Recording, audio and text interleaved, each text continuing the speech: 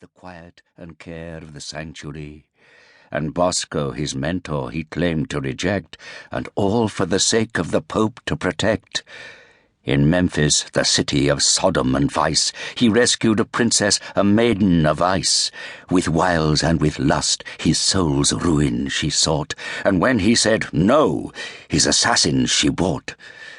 Now long had her father conspired against the Pope, and attacked the Redeemers to further this hope. But in the great battle at Silbury Hill, with Princeps and Bosco, Cale gave them their fill. The empire of Memphis they wasted that day. Then Bosco and Cale, they returned to the fray, the antagonist heretics, them for to slay. For Pope and Redeemer, let all of us pray. It is a generally accepted wisdom that true events pass into history and are transformed according to the prejudices of the person recording them. History then turns slowly into legend, in which all facts are blurred, despite the interest of the tellers, who will by now be many, various, and contradictory. Finally, perhaps after thousands of years, all intentions, good or bad, all lies and all exactness, merge into a myth of universal possibility in which anything might be true, anything false. It no longer matters one way or the other.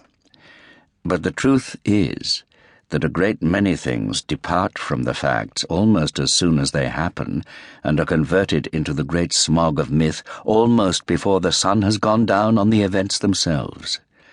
The doggerel above, for example, was written within 2 months of the incidents it so badly attempts to immortalize.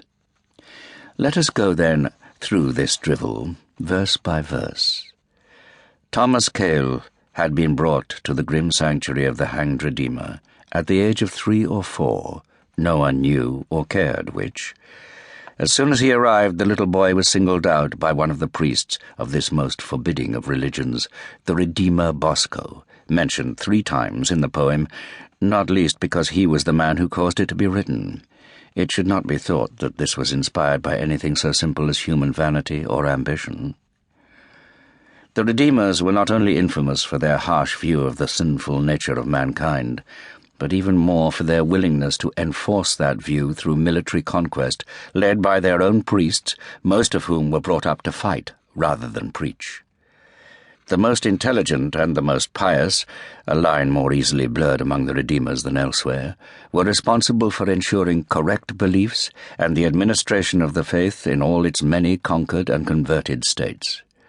The rest were reserved for the armed wing of the one true faith, the militant, and were raised and frequently died, the lucky ones went the joke, in numerous religious barracks, of which the largest was the sanctuary. It was in the sanctuary that Cale was chosen by Bosco as his personal acolyte, a form of favoritism only an inhumanly tough child could ever hope to survive. By the time he was 14, or 15, Cale was as cold and calculating a creature as you could ever have wished not to meet in a dark alley or anywhere else, and apparently animated by only 2 things, his utter loathing of Bosco and his indifference to everyone else. But Cale's general bad luck was about to change for the worse as he opened the wrong door at the wrong time and discovered the Lord of Discipline, Redeemer Picabo, dissecting a young girl, still alive, if only just, and about to do the same to another. Choosing self-preservation over compassion and horror, Cale shut the door quietly and left. However, in a moment of madness, which he claimed forever to regret, the look in the eyes of the young woman about to be so cruelly disemboweled caused him to return, and in the ensuing struggle kill a man, perhaps 10th in line to the Pope himself. What you already have gathered of the Redeemers will make clear the fate Cale could expect, one that, you can be sure, involved a great deal of screaming. If escape from the sanctuary had been easy, Cale would have already been long gone.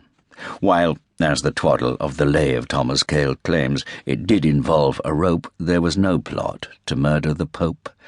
Another invention of Bosco's to cover up the flight of an acolyte he had particular reason to want back, a reason that had nothing to do with whatever bizarre and revolting business Picabo had been up to. What the poem